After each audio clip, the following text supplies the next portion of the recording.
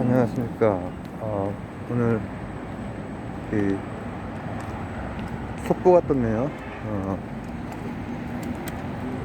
푸틴이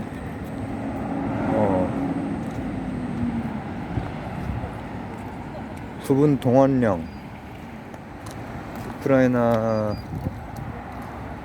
이제 전쟁을 하면서 부분 동원령을 아까 발표를 했는데, 그래서 이제 컴퓨터로 기사를 읽어봤습니다. 근데 뭐 속보를 해서 그냥 간략한 그런 상황만 나와 있고, 이제 뭐 조금 있으면 그거에 대한 심층적인 보도가 됐건 그런 것들도 나올 수 있고, 또 이 유튜브에서도 이제 그런 거에 대한 뭐 평론 같은 게 나올 수가 뭐 많이 나오겠습니다. 지금 이미 많이 나왔겠죠. 아마 많이 나왔거나 많이 준비하고 있겠죠. 저는 이거를 한 다음에 좀 이따가 올릴 겁니다. 그거에 많이 이렇게 기존에 들으시는 분들 뭐 이렇게 듣는 거 외에 막 많은 유입이나 이런 것을 크게 바라진 않기 때문에, 왜냐, 저는 이제 어떻게 이제 그런 뉴스들을 읽을 것이냐에 대한 그런 관점에 대해서 얘기하는 것이고 하기 때문에, 안 그래도 역사 교과서, 뭐 세계사, 뭐 유제로 아프간이나 우크라이나를 제가 얼마 전에 했거든요. 근데 이제 또 하나의 그 변곡점이 생겼어. 그거 찍을 때만 해도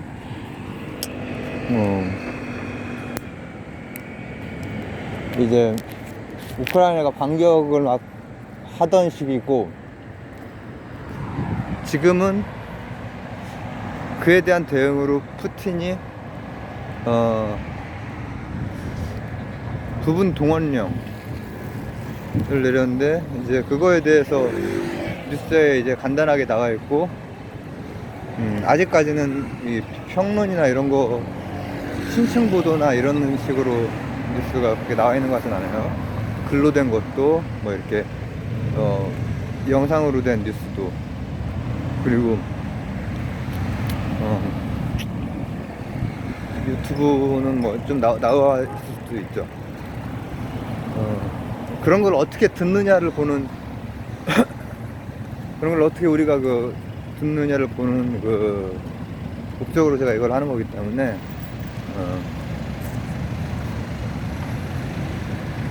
관심사가 그게 이제 큰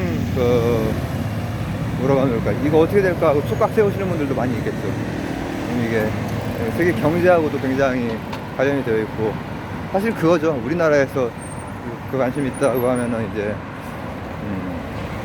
주식이 어떻게 될 것이고, 앞으로 경제 상황이 어떻게 될 것이고, 많이 급변하고 있으니까 미국도 이제 달라지고 유럽도 그렇고.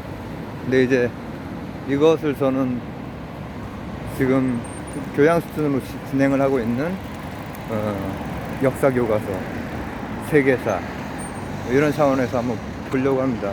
제가 아직 안 올렸지만은 얼마 전에 찍은 것 중에서 종족 본능이라고 하는 걸 제가 찍은 게 있어요. 종족 본능.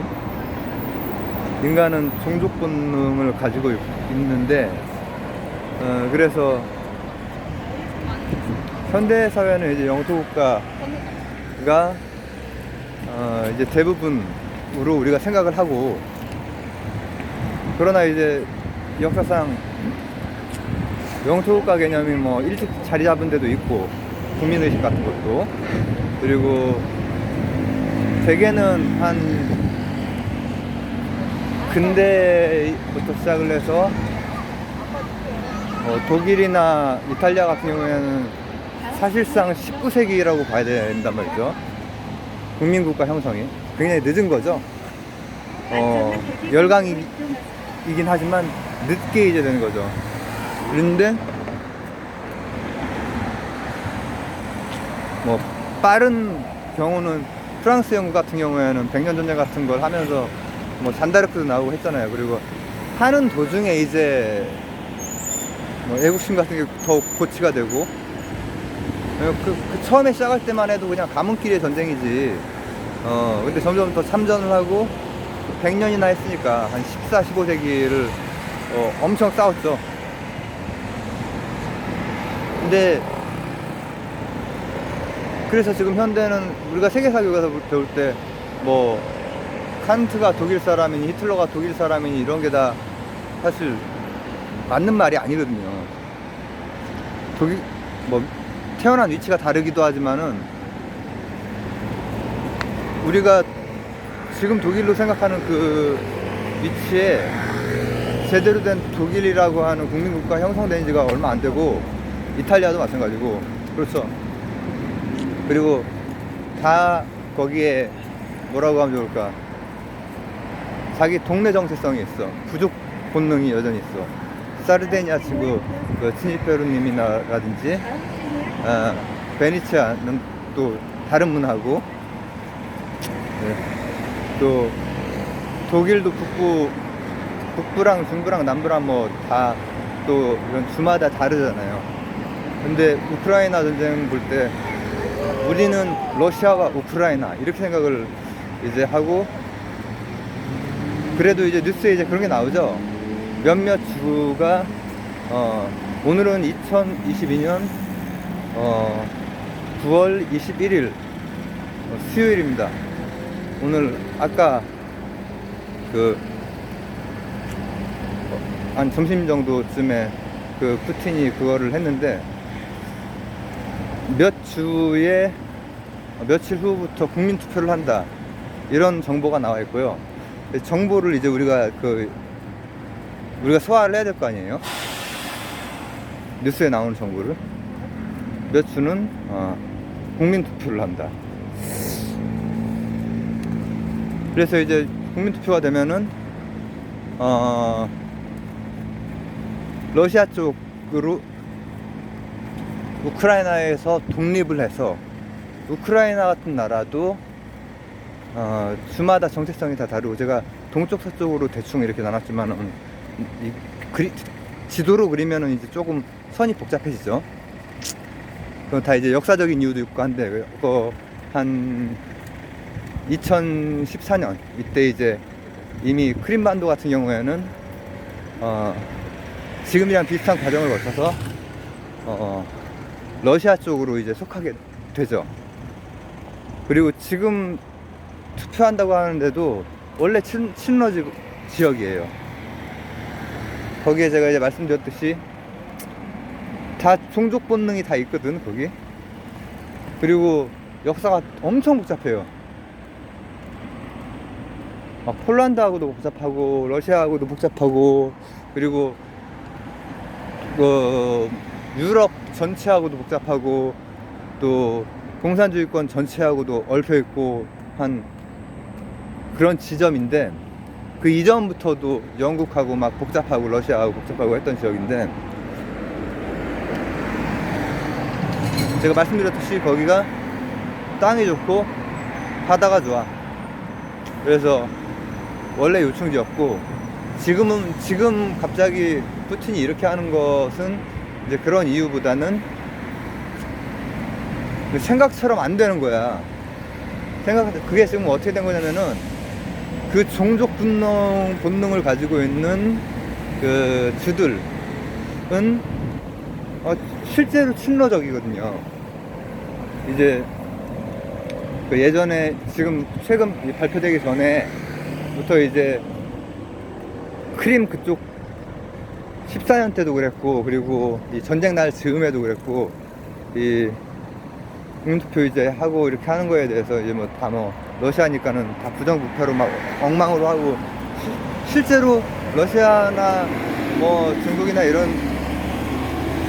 공산국가가 부정부패의 차원이 다르죠. 엄청나게 부정부패를 하죠. 그러니까는 차라리 그냥 전체주의적인 좀 이끌어주는 푸틴이라든지 뭐 시진핑이라든지 이런 사람들이 그래도 그 내에서 많이 저기를 받는 경우가 있거든요. 예전에 나치가 그랬듯이 그거랑 섞으면 좀 그런가? 근데 이제 제가 하려고 하는 말은 뭐냐면은 이 지금 갑자기 동원령을 내린다라고 하는 게 실제로 금방 될 줄 알았는데 금방 안 되는 거야. 왜냐하면은 친러 쪽이랑 완전히 다른 친서방적인 사람들도 거기는 많이 있거든. 여러 주가. 그리고 이제 그쪽이 지금 정권을 잡고 있고 저기를 하고 있고, 그리고 나토 북대서양 조약기구 있잖아요. 네이토인가 그게? 발음이? 나토. 거기에 이제 경계선 정도가 되는 곳이 우크라이나이기 때문에 이제 그런 국방 외교적인 요충지이기도 한 거죠. 늘상. 그런데 지금은 친서방적인 정권이에요. 젤렌스키가 친서방적인 그런 정권이고, 그리고 싸움을 뭐 잘했죠. 그리고 독일이란다. 소련은 알고 보니 허당이야. 무기도 그렇고 군사들의 사기도 완전 개판이에요. 개판인데 이제 동원령을 낸다는 거는 이제 그거에 대한 뭐라고 하면 좋을까, 특단의 조치들이 몇 개가 들어간다, 이렇게 볼 수 있어요. 볼 수 있을 것 같아요. 뭐 제 생각이니까. 탈영병이 엄청 많았잖아요. 우크라이나는 그래도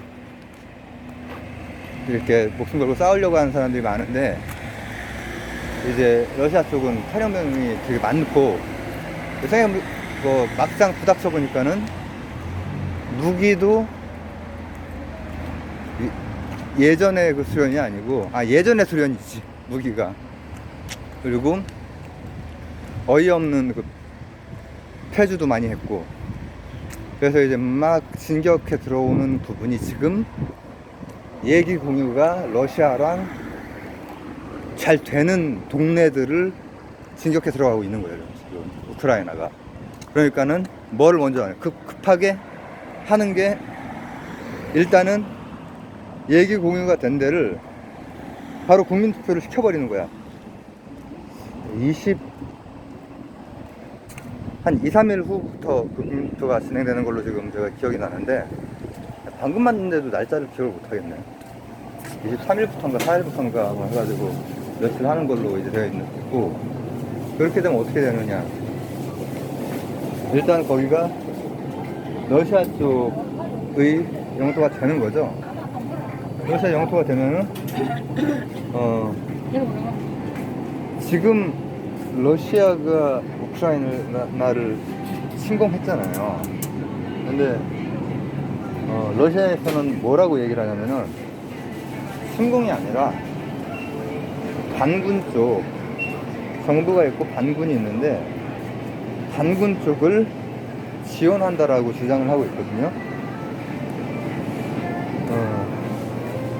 친서방적인 데가 아닌 친러적인 곳을 지금은 지원하고 있는 거지, 우리는 전쟁을 하고 있는 건 아니다 라고 주장을 해요.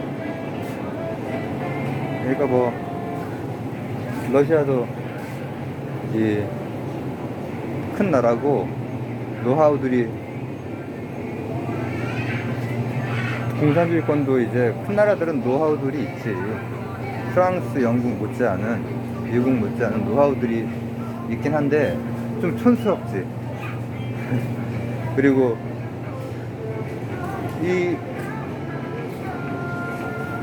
일단은 그걸 하려고 하는 거지. 여기가 현재는 나는 침략 전쟁을 한 적이 없고, 근데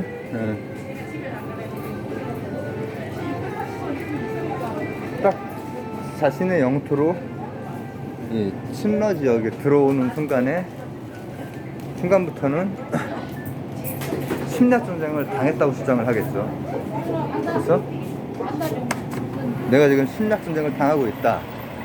그게 이제 며칠 내로 이제 나올 그 거기는 투표를 하면은 그것도 이제 그 해석하기에 따라서 되게 달라질 수는 있겠지만은 거긴 뭐 어차피 다 부패해가지고 다 투표도 다 불하고 부정 투표하고 그럴 텐데 그런 면도 있긴 하죠.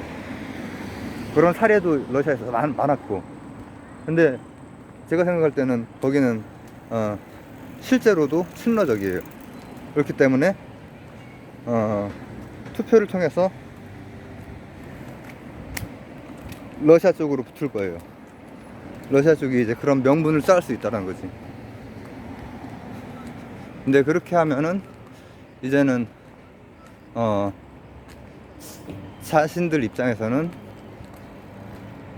침략 전쟁을 하는 게 아니라 침략을 당해서 방어를 하는 게 되는 거예요. 그렇게 되면은 지금은 반군 지원이라고 얘기를 하고 있고 주장을 하고 있고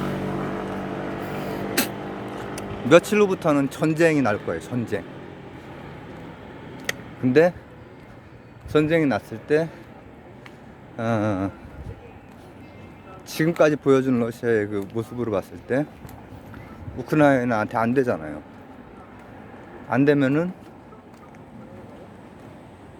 동원령, 지금 부분 동원령, 투표와 부분 동원령으로 각각 한 곳을 향해 가고 있는 거죠. 투표를 통해서는 명분을 쌓고 동원령을 통해서는 실제 자기 실력이 그렇게 안 되니까 엉망이니까 군 내부도 엉망이고 하니까 그 부분 동원령이 점점 뭔가로 더 강렬해지고 확대가 돼서 이제는 전쟁을 하는 거지. 전쟁, 방어전을 하는 거지.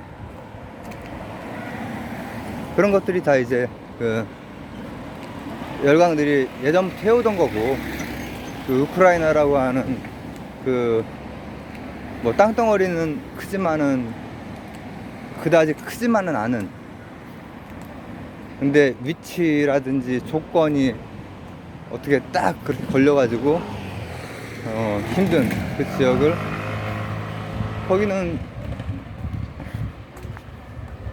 예기의 공유가 가장 근본적으로 들어가면은 예기의 공유가 열강들에 의해서 이미 긴 시간 동안 여러 차례 갈갈이 찢어지면서 나뉘어있는, 종족적으로, 종교적으로, 인종적으로,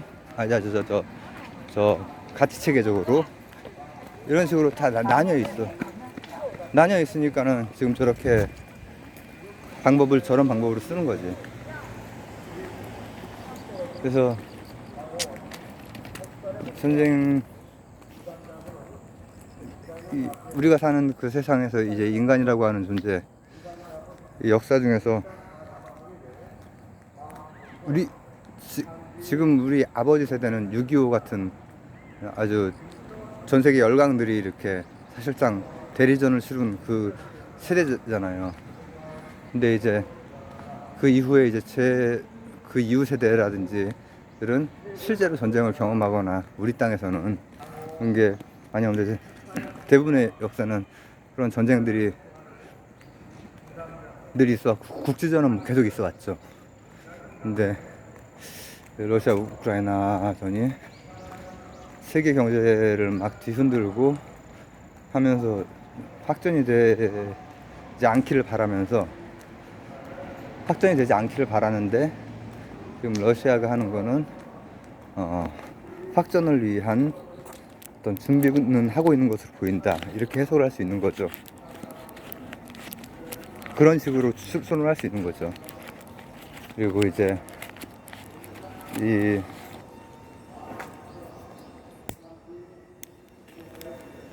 서방 같은 경우에도 이제 이에 대해서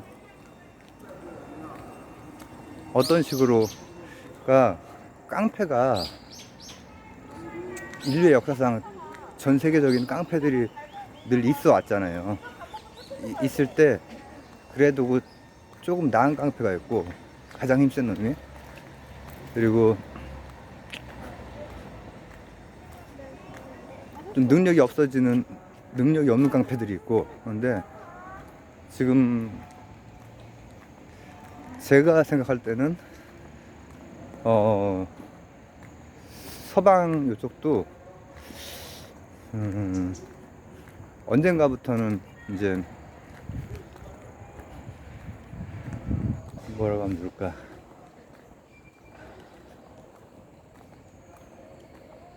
예전 같은 그런 역할을 잘 못하고 있는 것 같아요. 미국이 이제 특히 그렇죠. 미국이 이제 미국을 제가 좋아하는 게 아니에요. 전 다 좋아합니다. 미국도 좋아하고 러시아도 좋아하고 일본, 뭐 중국 다 잘 지내야죠. 우리 입장에서는. 근데 이제 그 중에서도 현실적으로는 눈치는 다 좀 봐야 되겠지만은, 이런 데에서도 이제 일이 커지면은 우리나라한테도 미국에서 콜이 올 수 있잖아요. 그러면은 우리나라도 뭐 일본이랑 비슷한 처지니까 미국과의 관계에서는.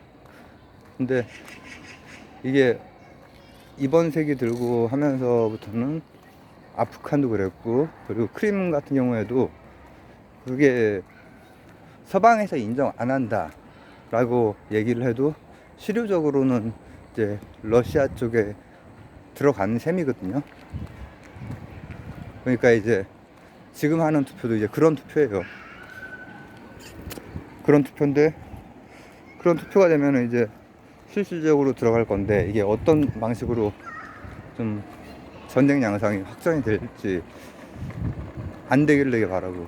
전쟁이라고 하는 거는 저는 이 땅에서는 안 겪어본 세대지만은 이제 부모님 세대라든지 할머니 할아버지 세대들, 그 예전에는 제가 어렸을 때 막 20대에 막 할아버지들이 막 그 뭐라고 합니까, 이념 여기에 딱 갇혀가지고 막 이렇게 하는 것처럼 이렇게 막 많이 보고, 그거에 대해서 되게 좀 그런 게 있었는데, 실제로 이제 그 겪으신 분들은 온몸으로 그거를 겪어서 살아남으신 분들이기 때문에 지금 생각하면 이제 그 또 많이 이해가 되고, 또 세계 어느 지역이든지 간에 전쟁이 좀 싸우지 않기를, 많이 죽어나가야 되고 다쳐야 되고 불행한 일들이 전쟁 중에 너무나 많이 생기고 하니까. 근데 전쟁을 지금 일으키고 있는 러시아라고 하는데도 아주 근원적으로 들어가 보면은 열강이었던 몇 나라가 잘 세팅해 놓은 그 지역의 종족 본능의 분열, 이게 늘 불씨처럼 남아 있어서, 이제 우리나라도 그런 희생국이죠. 분단된 게 우리나라도.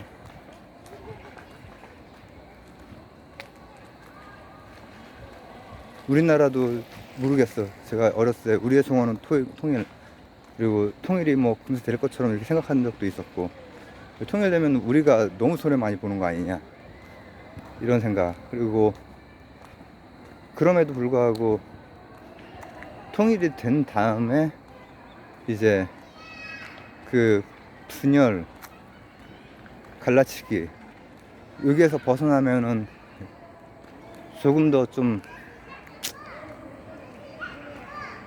시간이 많이 걸리겠지만은, 우크라이나를 보면서 이제 드는 생각이에요. 제가 개인적으로 우리나라는 뭐 우리가 미국과의 관계가 있기 때문에 전쟁이 늘 전쟁 난다 하지만은 전면전 안 일어났잖아요. 6.25 이후로. 그러나 모르는 거지 뭐. 모르는 거라고. 그래서 간단하게 요약하자면은 이 전면전이 일어날 수 있을 것 같다. 그리고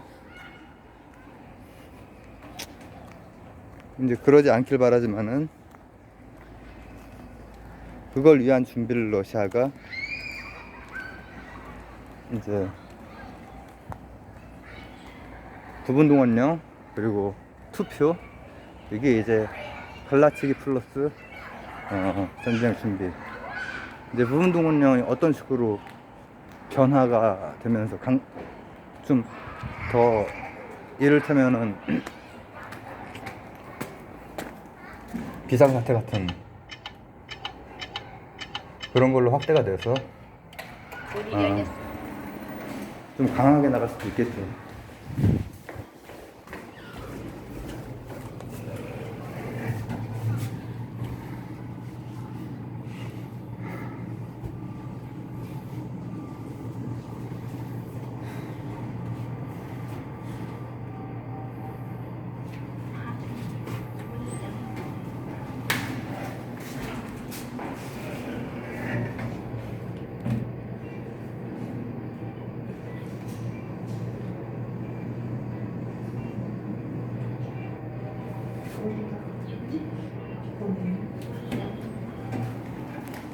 우선 거의 마무리 근처에 엘리베이터 사람들이 많아가지고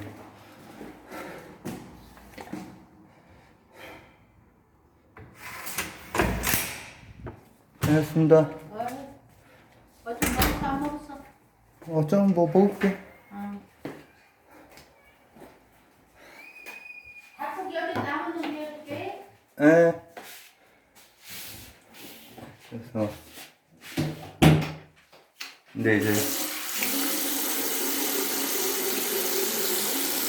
안타깝죠. 그래서 분열을 굉장히 잘 활용하는 센 놈 중에 하나고 러시아. 근데 그 주위에서 또 이제 서방 그리고 이제 러시아 이쪽이 양쪽이 갈라져 있는 것처럼 우리나라 같은 경우에는 우리나라는 진짜 직방으로 센 나라들이 다 거의 붙어 있잖아요.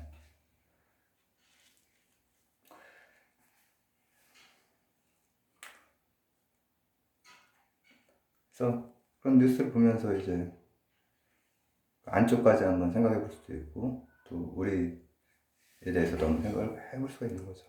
또 좀 줄을 줍니다. 감사합니다.